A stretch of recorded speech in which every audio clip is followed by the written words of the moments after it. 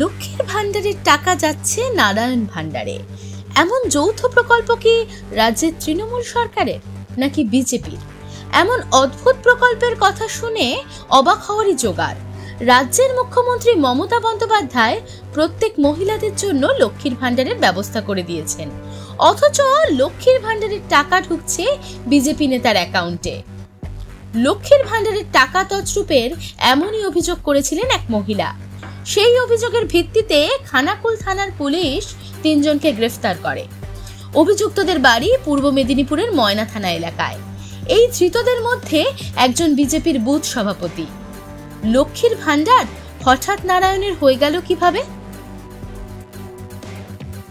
দিদিমণি মহিলাদের জন্য লক্ষ্মীর ভান্ডারের প্রকল্প একটা টাকা দিয়েছিল, যেটা 500 টাকা করে দিচ্ছিল, সেটা 1000 টাকা করে দিচ্ছিল।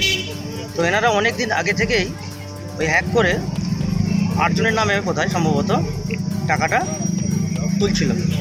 বর্তমানে তদন্ত সাপেক্ষে ধরা পড়ে গিয়েছে, এবং যিনি ধরা পড়েছেন, যিনি করেছেন, তিনি একজন বিজেপির সভাপতি বুথের।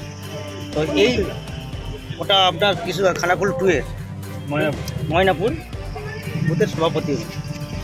যাই হোক, এখানে আপনারা কি চাইছেন?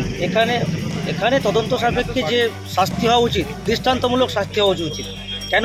যেটা গরিব মানুষের টাকা, যেটা মুখ্যমন্ত্রী আমাদের দিচ্ছে, সেখানে বিজেপির নেতাদের এই অপকর্ম করার যে প্রসিডিওর ওরা মেনটেন করে চলছে, প্রত্যেকটা ওদের নেতা এবং এমএলএ এতে জড়িত আছে। এমএলএ যদি না সাপোর্ট করতো তাহলে কিন্তু ওরা এই সাহসটা করতে পারতো না। তাহলে এমএলএ যখন আজ অবধি কোনো মুখ খোলেনি,